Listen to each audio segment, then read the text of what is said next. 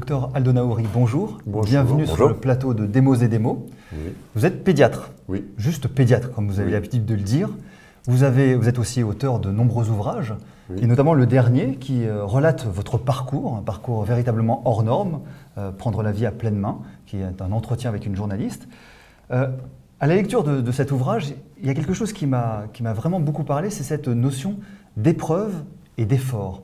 La notion d'épreuve et la notion d'effort, c'est-à-dire que dans une société qui se veut de plus en plus d'assistanat, vous prônez l'effort et l'épreuve nous grandit. Est-ce que vous pouvez nous parler de cette expérience ? Vous mettez dans l'ordre inverse les choses. Vous parlez d'épreuve et d'effort. Ce n'est pas l'épreuve qui est à mettre en avant, c'est l'effort. Parce qu'à partir du moment où on est capable de produire un effort, l'épreuve peut parfaitement se dominer, c'est-à-dire se résoudre. Mais si on n'est pas accoutumé à produire de l'effort, l'épreuve devient écrasante. Et c'est bien là, justement, le grand danger. Alors, quand je milite pour remettre en place l'effort, je ne dis pas simplement « Ah, il faut faire des efforts, il faut faire des efforts ». Il faut absolument conditionner un petit, dès la naissance, enfin l'état d'esprit que l'on peut avoir autour de la chose, à avoir un jour comme conduite de faire des efforts. C'est-à-dire que c'est réellement un conditionnement. Je suis bien. Pesez vos mots, je là. pèse mes mots. C'est-à-dire qu'on peut dire « Ah oui, mais c'est de façon animale ». Oui, bien sûr. De toutes les façons, l'humain est un animal. Et à cet égard, si vous voulez, son registre pulsionnel est exactement du même ordre que celui du petit chaton ou du petit ours. Il est là pour se défendre et surtout pour avoir la plus grande quantité de plaisir possible. Comment justement vous pensez qu'il faut lier l'effort au plaisir justement ? Qu'est-ce Voilà. qui fait que ça va devenir une habitude motrice ? Voilà. Qu'est-ce qui se passe ? Il se passe ceci, c'est que dans la relation que le parent a au tout petit, il lui dit, ce parent dit non, tes pulsions, il faut absolument les restreindre. C'est-à-dire, bon, tout bêtement, si vous voulez, j'ai faim, bon bah écoute, je suis en train de préparer le biberon, donc tu attendras.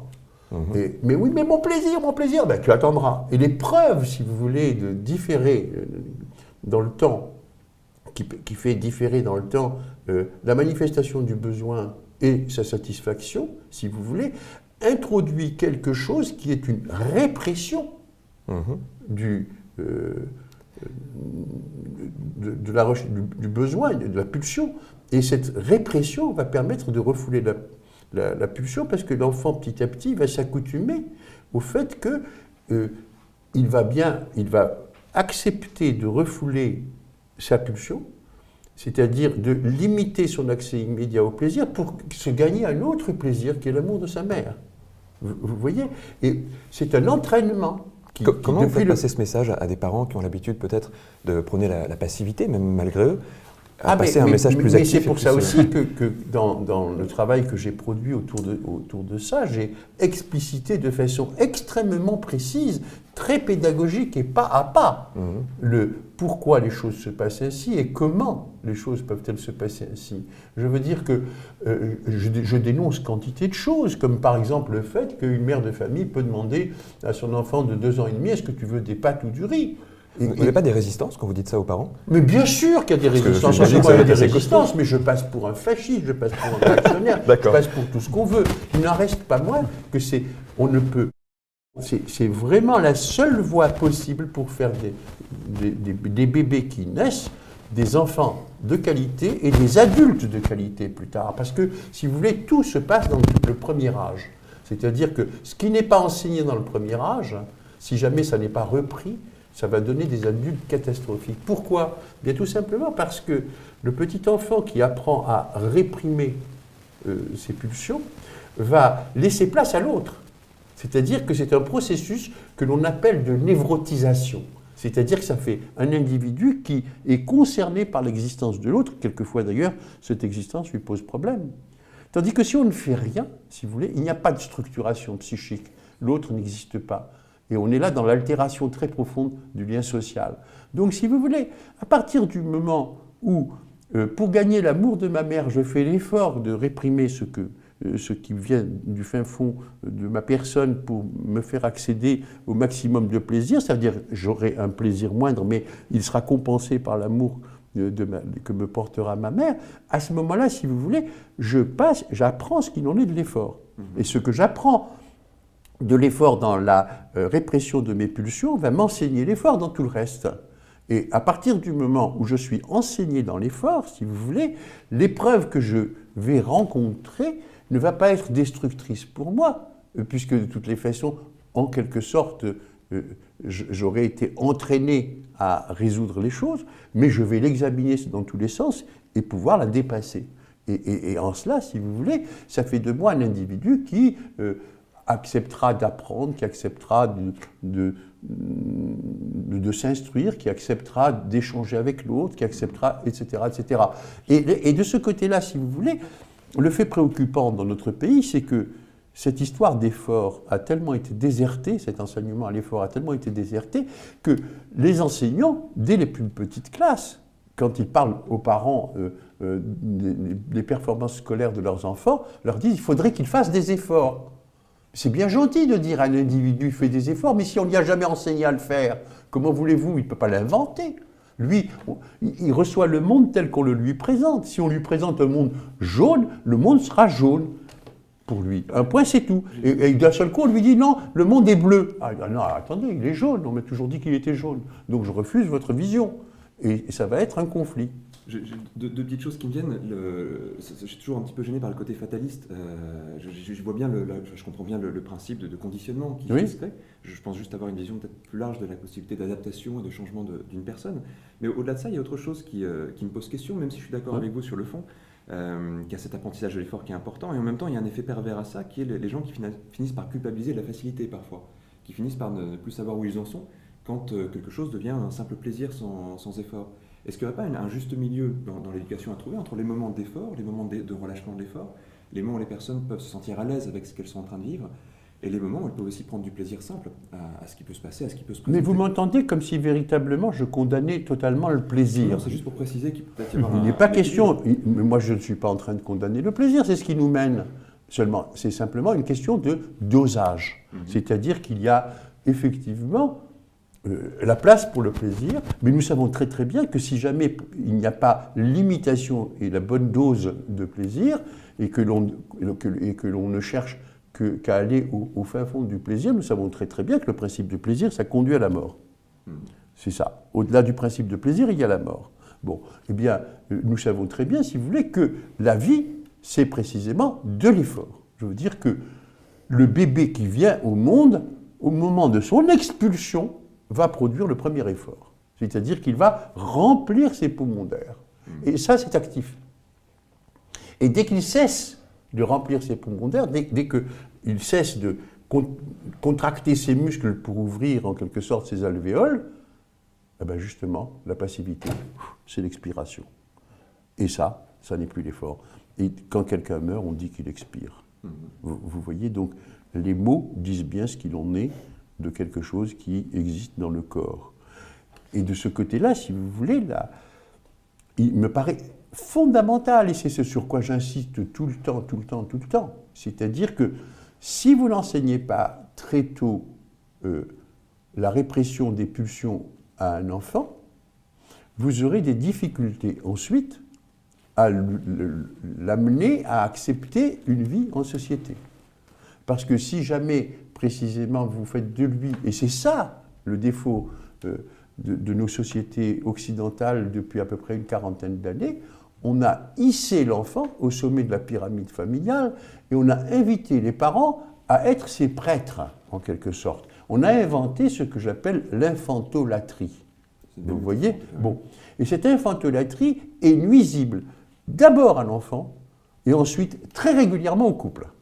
Pour une raison simple, c'est que c'est précisément cette infantolatrie va convenir parfaitement à la mère, et mon Dieu, c'est de sa part spontanément quelque chose à quoi elle s'adonnerait volontiers, dans la mesure, si vous voulez, où quand le bébé était en elle, de satisfaire ses besoins de façon immédiate, sans qu'il n'y ait jamais même d'écoulement de temps, a fait qu'elle a donné vie.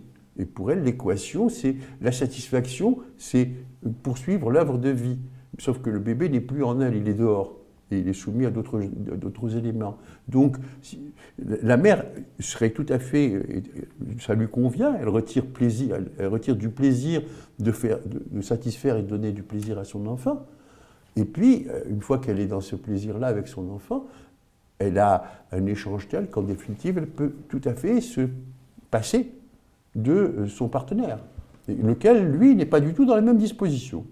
Et voilà. Et il est tellement peu dans les mêmes dispositions que lui, il est très égoïste. Et alors, évidemment, son égoïsme, alors on le montre du doigt en disant mais il est ouais, c'est dégueulasse, etc. On ne se rend pas compte, si vous voulez, qu'il oppose son égoïsme au double égoïsme qui est complice entre la mère et le bébé. Vous voyez ? Là, ce sont deux égoïsmes qui sont strictement inapparents et non identifiables, alors que l'égoïsme paternel est très identifiable. Et nous nous retrouvons, si vous voulez, dans la logique sexuelle, c'est-à-dire dans ce qu'il en est des organes génitaux eux-mêmes. Le désir masculin est quelque chose de flagrant, d'impossible à masquer. Vous voyez ? Il n'y a aucun indice pour dire le désir féminin, si bien qu'on peut très très bien créditer une femme de non-désir, alors même qu'elle est dans le désir. Il y a quand même une communication non-verbale qui amène beaucoup de choses. Regarde, moi je parle au niveau des organes, directement. Vous voyez, bon, alors il faut prendre les choses à la base. Vous voyez ? Et évidemment, nous avons l'habitude précisément de ne prêter foi qu'à ce qui se voit. Il y a d'autres sens, il y a l'odorat, il y a le contact, il y a des choses quand même qui passent dans les corps. Mais bien entendu, mais là encore une fois, c'est tout à fait autre chose. Si vous voulez que si vous êtes à distance du corps, qu'est-ce que vous allez voir ? C'est bien ça. Je veux dire, mettez au bout de la pièce un homme et une femme, et dites-moi lequel des deux est désirant, vous verrez. Je veux dire que il ne faut pas oublier, c'est-à-dire que cette mythologie du lien mère-enfant est quelque chose de tellement puissant qu'elle a été utilisée tout le temps. Je veux dire, autour de l'an 1000, quand il y a eu des affections de la religion chrétienne en Europe, le Vatican a fait ce qu'il a fait, c'est-à-dire ce qu'il fallait. C'est-à-dire qu'il a commandé des tableaux et des icônes qu'on mettait un peu partout de la Vierge et de l'enfant. Et la Vierge et l'enfant, ça suffisait à remettre les gens dans la religion. L'inspiration. L'inspiration, vous voyez, bon.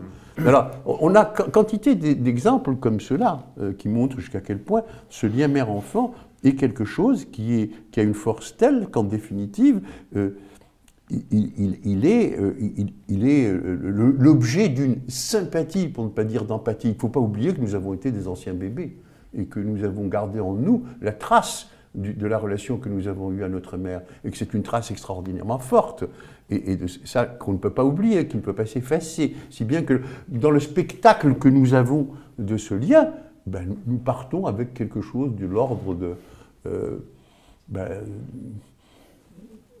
non seulement de l'acceptation, mais de l'attendrissement. Et ça aussi, ça intervient. Vous voyez ? Et pour tout cela, j'en parle autour de ce qu'il en est de l'éducation à l'effort. Parce que c'est pas si simple. On a très envie d'aller au secours d'un bébé, on a très envie de le satisfaire, on a très envie de tout cela. Vous voulez dire qu'on sait se manipuler facilement par un très bébé, facilement, par un petit enfant. très facilement. Et de ce côté-là, si vous voulez, les règles de l'éducation qui ont été découvertes empiriquement pendant des millénaires et des millénaires, si vous voulez, n'ont pas été toujours dans ce sens exacerbé tel qu'il se voit aujourd'hui. Si vous voulez, aujourd'hui, l'enfant est devenu la valeur suprême, partout. Et moi, je suis pédiatre, je veux dire que ma préoccupation, ce sont les enfants. Je veux dire. Mais donc, on ne peut pas, si vous voulez, me taxer d'être un individu cruel par rapport à cette Et vous avez des enfants. Et vous avez des enfants. Ce que je veux dire, c'est que l'enfance, si vous voulez, c'est un stade de l'humanité. Et ce stade de l'humanité ne s'arrête pas à cet âge-là. Il ne faut pas oublier que l'enfant, c'est le futur adulte. et que ce qui se passe dans l'enfance va conditionner l'adulte que sera cet adulte. Et qu'il est fondamental, en pensant à l'adulte qu'il sera, de se souvenir que cet adulte sera dans un lien social avec d'autres adultes.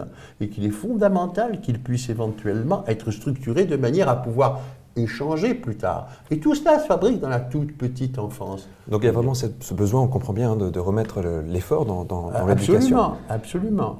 Et est-ce qu'il y a une condition, a priori, pour éduquer le futur adulte? Absolument. Et c'est quelque chose qui, quand on m'entend parler comme ça, ou même qu'éventuellement vous ponctuez par votre propre discours, on a le sentiment comme ça que le plaidoyer que je fais serait dénué de tendresse. C'est le contraire, C'est totalement en fait. faux. Oui.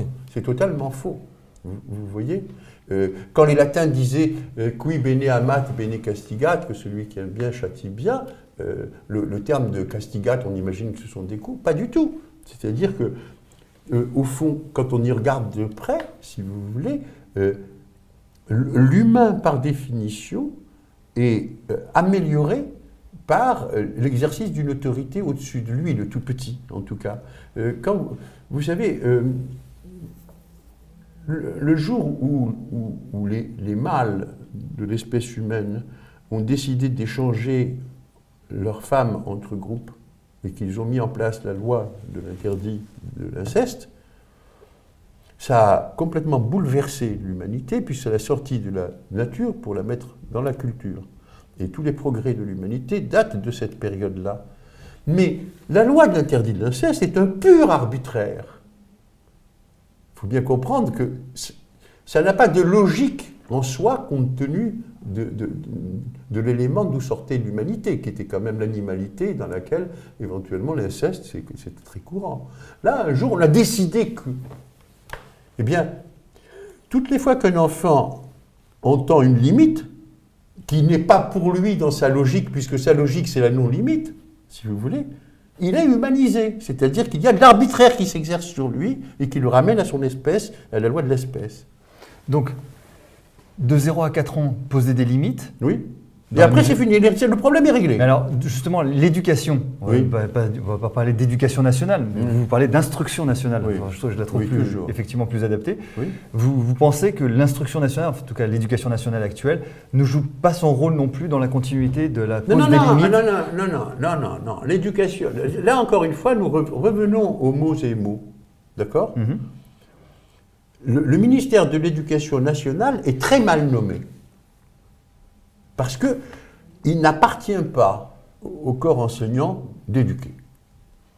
D'abord parce que ce n'est pas sa mission, et ensuite de ça, surtout parce qu'il n'a pas la capacité d'éduquer.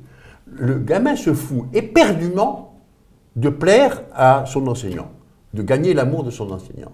Lui, ce qui l'intéresse, c'est de gagner l'amour de la personne la plus importante pour lui, sa mère. Et c'est là qu'il fait des efforts. D'accord ? La naissance de l'effort, c'est je vais échanger mon effort contre l'amour de ma mère. Et là, ça marche. Mais l'enseignant, lui, n'est pas du tout dans cette position. Et en imaginant qu'il vienne réprimer, qu'il vienne faire ceci, qu'il vienne faire cela, si vous voulez, il n'y a pas la compensation. C'est-à-dire que l'enfant ne reçoit pas l'estime de l'enseignant ou non, ça y est. Alors, c'est en cela, si vous voulez, que le ministère devrait s'appeler ministère de l'Instruction publique. Et c'est sous ces termes qu'il a été créé en 1834. Vous voyez ? Et l'étiquette est restée pendant un siècle ainsi. Et c'est pour mettre fin à la guerre de l'école privée et de l'école publique que Édouard Herriot, en 1934, a parlé de ministère de l'Éducation nationale. C'est revenu ensuite ministère de l'Instruction publique sous Pétain. Et après la guerre, il n'était pas question pour De Gaulle de garder cette appellation. On est donc revenu à l'Éducation nationale. En quoi c'est dangereux? En ce que souvent les parents imaginent que justement l'école va tout résoudre. Et moi je l'ai entendu dans mon cabinet. C'est-à-dire on me disait, il va rentrer à l'école en septembre, il n'y aura pas de problème. L'école va le dresser. L'école n'est pas là pour dresser. C'est extrêmement important de savoir. Et tout est fait du côté parental.